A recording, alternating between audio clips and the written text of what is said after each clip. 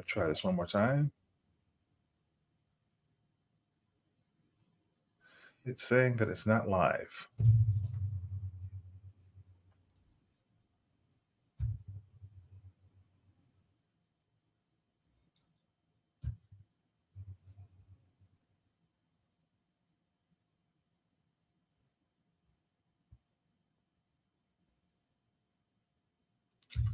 Okay, let me hit in and see if I can try it again.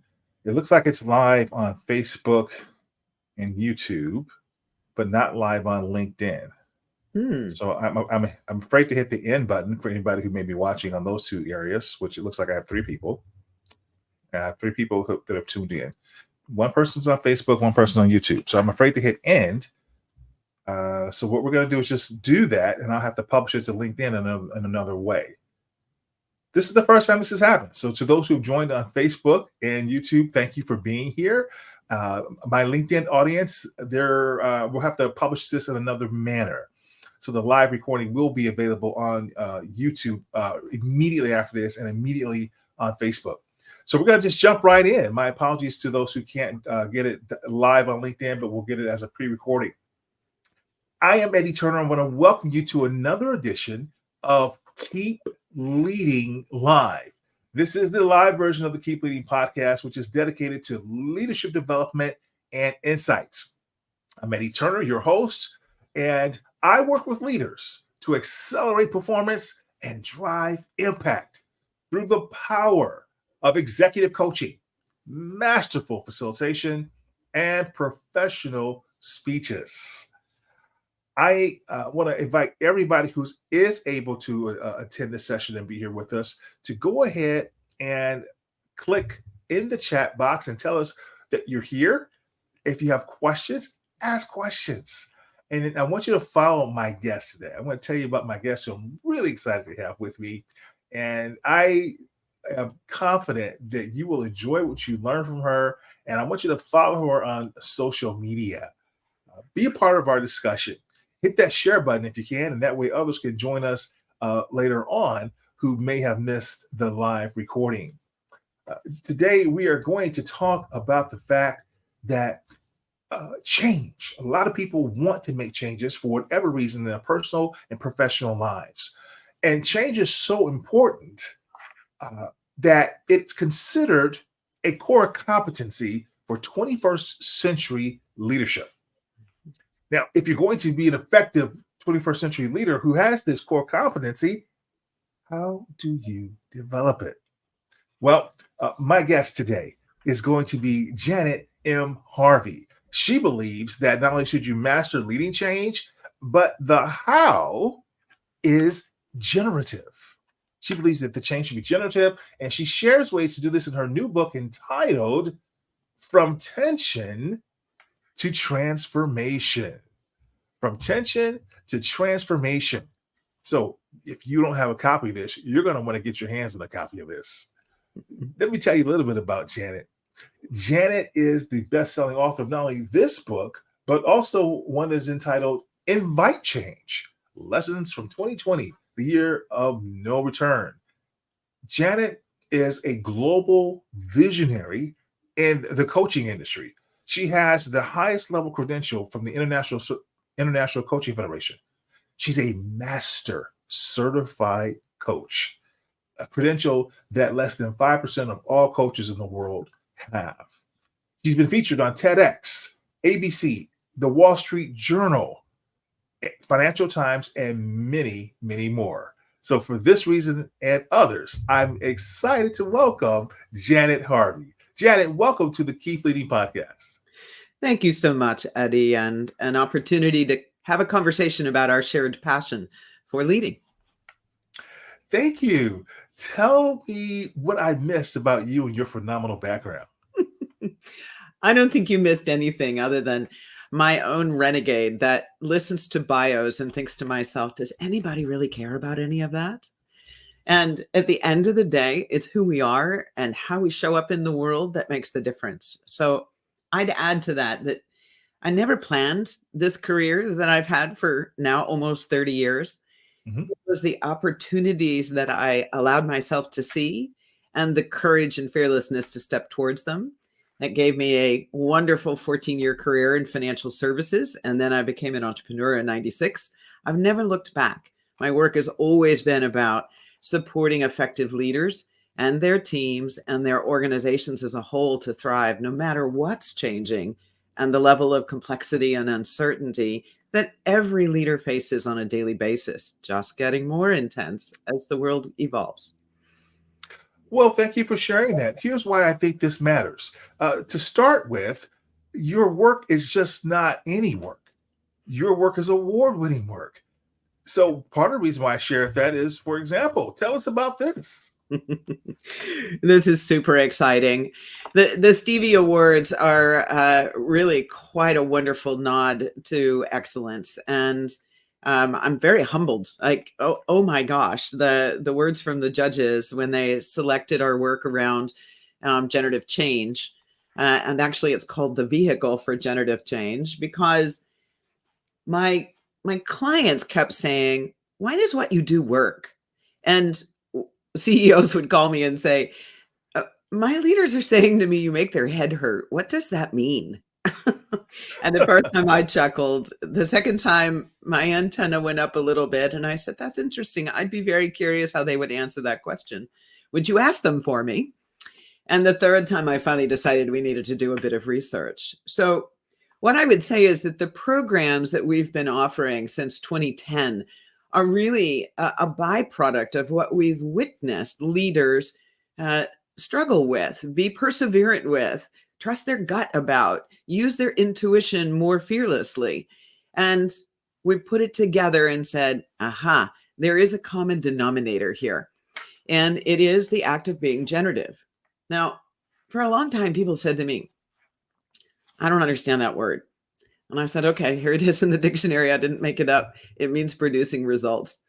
However, if we break it down a little more specifically, what are the underlying behaviors and capabilities that make someone able to produce results no matter how much change and complexity they're facing? Now, that seemed like a pretty good value proposition, since we're all struggling with how do we increase productivity in the face of what feels like overwhelm and burnout.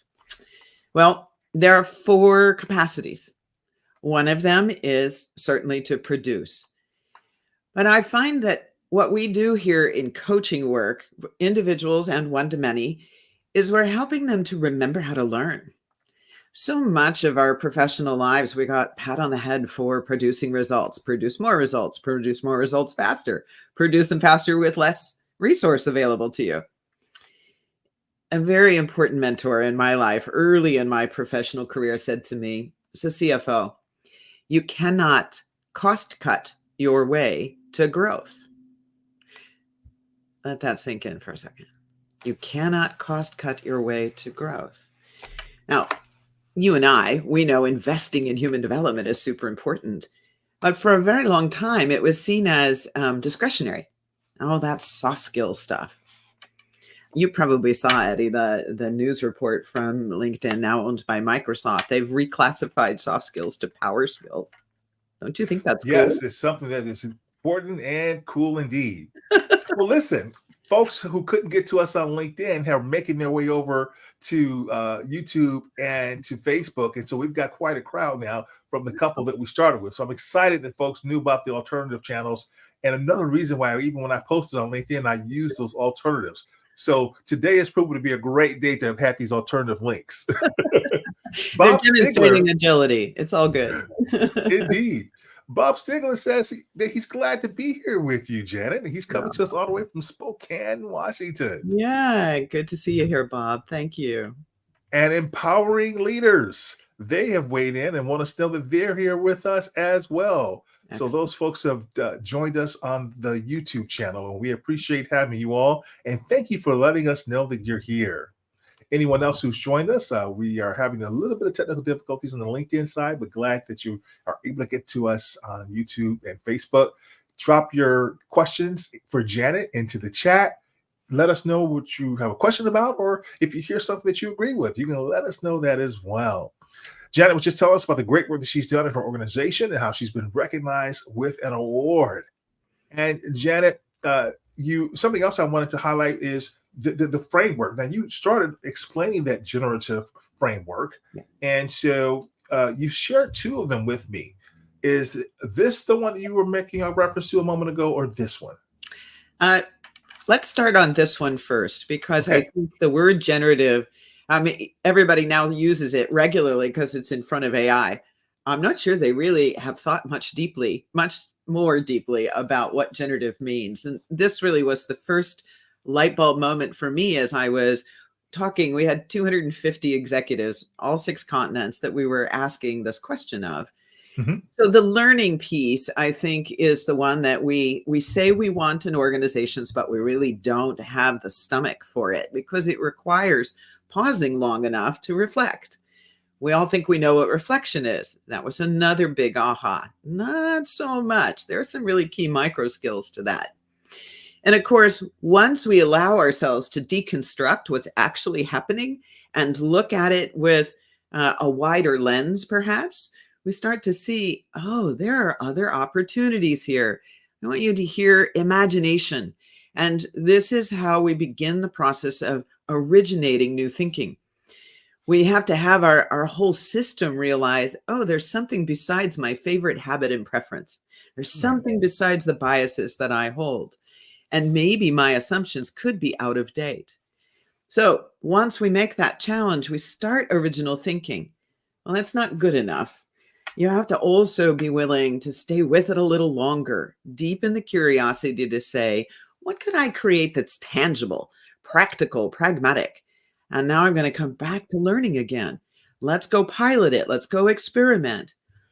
Now, those sound very familiar to leaders in large organizations. It's kind of like, well, but of course we do all those things. That's what business is all about.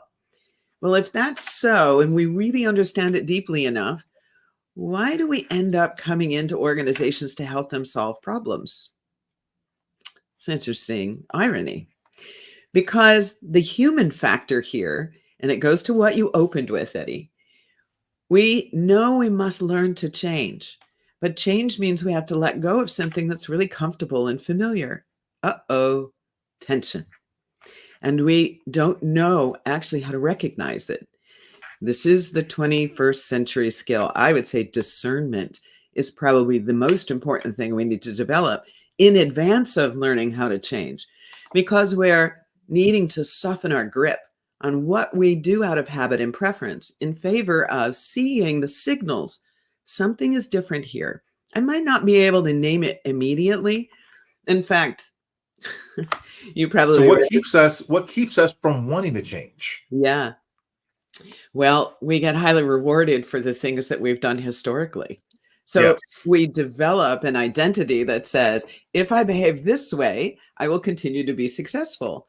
Whether it's who moved my cheese from the 70s, or you could be looking at any of the things that are coming out on the effect of technology. Mhm. Knowledge is epically out of date every 12 hours now. Even just 5 years ago, we thought it was something closer to 2 years. So then, if I've spent my professional life becoming an expert in something, what do I do now? Well, it's learning about how to pause, how to take in information that doesn't fit with your physiology. You probably know about the RAS. So, this part of our brain system learns to filter. It filters out what we said was unnecessary when we were successful. So when Now the environment you changes, stress pausing, and what makes the pausing so important? yeah. So the thing I kept hearing from leaders was, I don't have enough time, right? I call it the 4-letter word that all leaders use as an excuse for why they don't do what they say they want. Well, the truth is, pause gives more time than it takes. Why?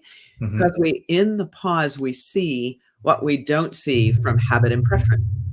Pause helps us break the habit, break the preference, and give at least a little consideration that somebody else has a point of view that's useful and relevant. And if we collect many points of view, we now start to see a much more robust picture of ways we could solve some dilemma or challenge in front of us. But the reason we don't is because it challenges our sense of identity, Indeed. right? Indeed. So now, if we can let our essence and our authenticity come to the forefront and let our persona or our personality go into the background, we're no longer needing to compare ourselves or in some ways worry about anybody else's opinion. We can now embrace and invite other opinions because it is the collection of ideas that gets us to much better innovation, far more effective creativity, faster, and we learn to be learners with each other. These Excellent. three elements are what make generative so important. So we need to change personally or professionally. Yeah. It needs to be generative, Mm-hmm. but we have to pause long enough to know we need to do it and then pause to actually make the changes that we need to make. Beautiful. Thank you for explaining that, Janet. Yeah. And it appears that we have the LinkedIn audience is filtering in. I see that it's resolved over here. That was a challenge. So welcome to those who are now joining us midway on LinkedIn. We're glad to have you, as well as the folks who've already been with us on Facebook and YouTube. Thank you for being here, and we want you to put in the chat any questions you have or comments for Janet Harvey. We're talking about leading generative change. I also want to take 30 seconds now to acknowledge my sponsor. If a single employee's indecision can cost an organization $10,000 to $1 million, well, imagine the potential financial impact when more individuals are added to this indecision equation. It can spiral out of control very quickly. What's the solution? Decision X. Decision X is a bespoke, on-demand service designed to help your leaders overcome indecision and move forward with their work. Visit Papillon MDC and discover how you can help your team get unstuck, shift perspectives, and advance. So you'll see the website right there on the site. Thank you, Papillon MDC, based in Canada, for being a sponsor of the Keep Leading podcast. Well, Janet, we have Bob has weighed in again from YouTube, and he's in Spokane. We mentioned that earlier for those who weren't on the session yet.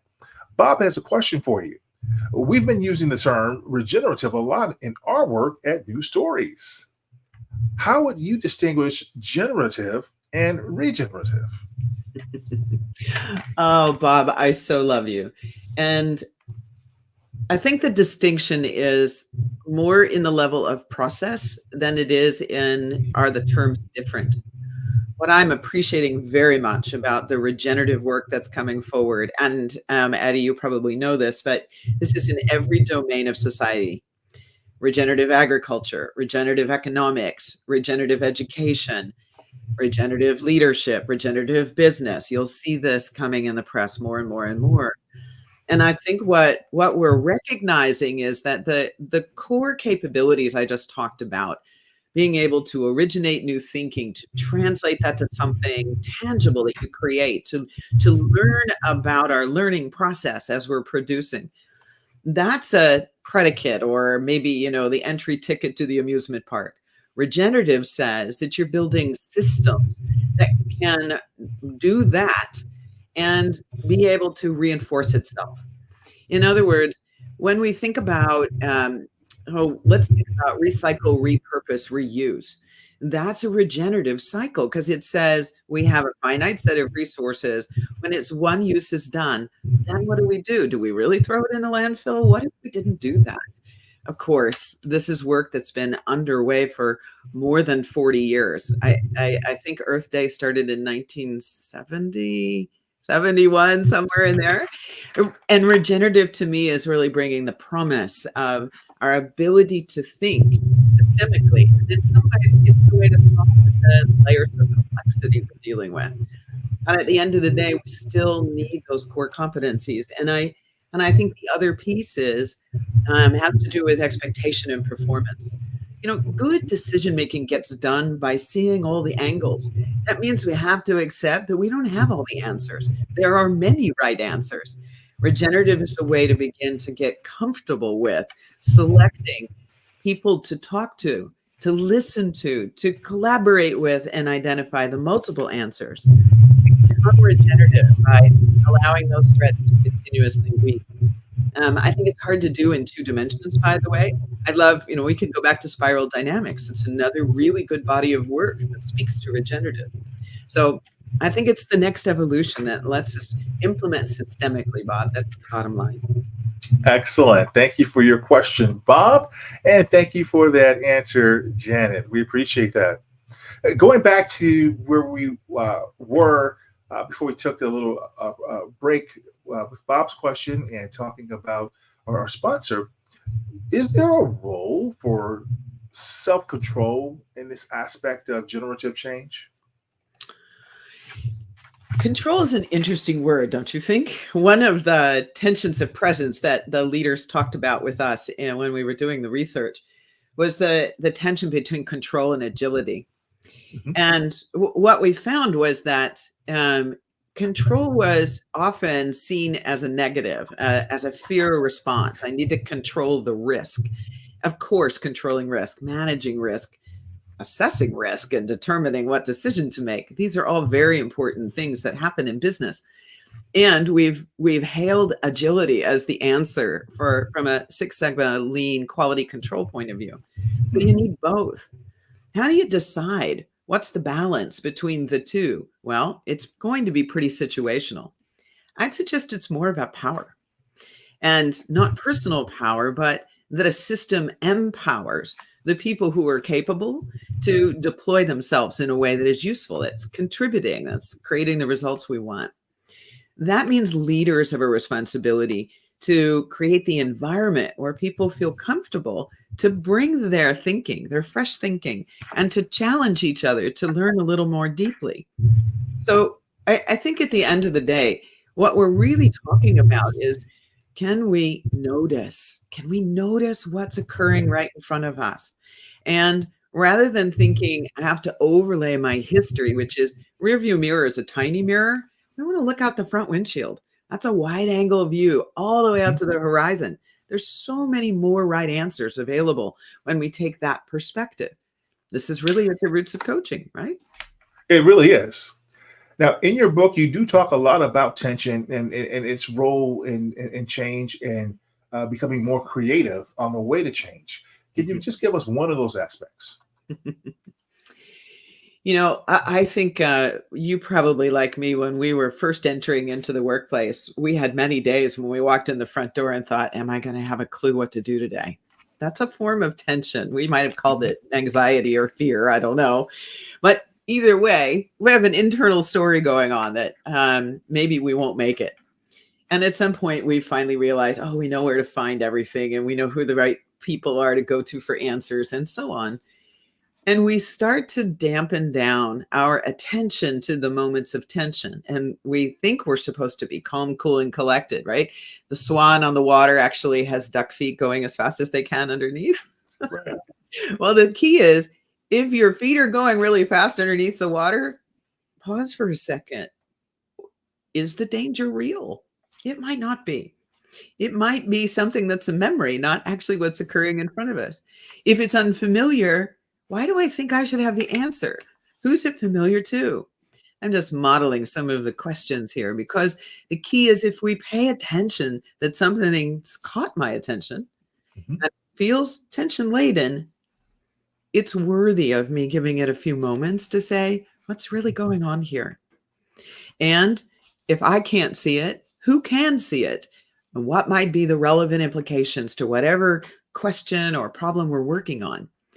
When we ignore tension and it goes on for a long period of time, it gets personal and we end up in conflict. Now, so when we ignore it, are you saying it doesn't just go away if we bury our head? Away. Oh my. That's exactly right. Most people don't even recognize that it's happened until they end up with some kind of a physical ailment. Yes. It could be as simple as indigestion or constant heartburn, and as aggressive as migraines, and on the way to things that take a lot of medical attention. Tension is the nervous system's response to a threat. It's natural physiology. It's our ignoring that gets us in trouble. So if we can catch it sooner, reflect on it, pause, ask what's really occurring here, and be patient with the answers that come with that question we ask interiorly, we're going to activate our curiosity. Even the act of the question puts us back into the parasympathetic system.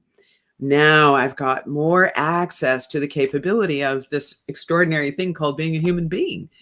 Not to go too far down the neuroscience rabbit hole. I'm not trying to do this scientifically, but other to say, the body knows. The body knows far faster than our cognitive ability to articulate it.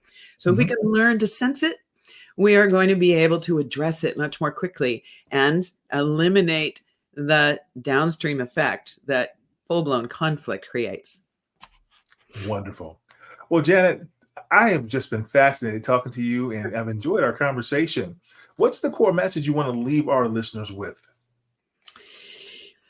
I discovered that leaders thrive when they come home to themselves. And in my mind, every human being is a leader, not just the folks who are leading big public companies or private companies, at least of themselves. Every day we have the power of choice. And, my life is really dedicated to dignity. I think it's a human right. And I'm sure that each of us believes that for ourselves, but we're not always in environments where that's true. Generative wholeness is a pathway to come back home to oneself and to live with the freedom to express personally and professionally from that authenticity. It's what I call a state of being sovereign, accepting responsibility that I have an inner authority to choose how I relate to my life. This is true for every single person, no matter their context. Obviously, conditions are different for people, and we have a long way to go in terms of equity because of that. Diversity is a fact. The work is inclusion. Starts with us. Can we include all of ourselves? Will we choose wholeness? Michael Ray is one of my early mentors as well, professor from Stanford in creativity. And his quote is, "Make your life itself a creative work of art." I get to do that every day, and it's absolutely my bliss, not a job. And I wish that for the audience too. Wonderful. Well, I was going to ask you, what quote do you use to help you keep leading as a leader? That's one of the things we ask on the Keep Leading podcast. So we appreciate that quote from your professor, Michael Ray. Fantastic. Well, I've put this up a couple of times. I'm going to put it up again for folks who may have missed it. If you want to learn more about Janet M. Harvey, visit her at janetmharvey.com. Follow her on social media. Connect with her on social media. And Janet, I can't thank you enough for having been a great guest today on the Keep Leading podcast. Well, thanks for making the platform available. You're a wonderful leader and bright light in the world, Eddie. Thank you for your work. You're so very kind. Thank you. And thank you. That concludes this episode of the Keep Leading podcast, everyone. I'm Eddie Turner, the Leadership Accelerator, reminding you that leadership is not about our title or our position. Leadership is action. Leadership is an activity. It's not the case of once a leader, always a leader. It's not a garment that we put on and take off. We must be a leader at our core and allow it to emanate in all we do. So whatever you're doing, always keep leading.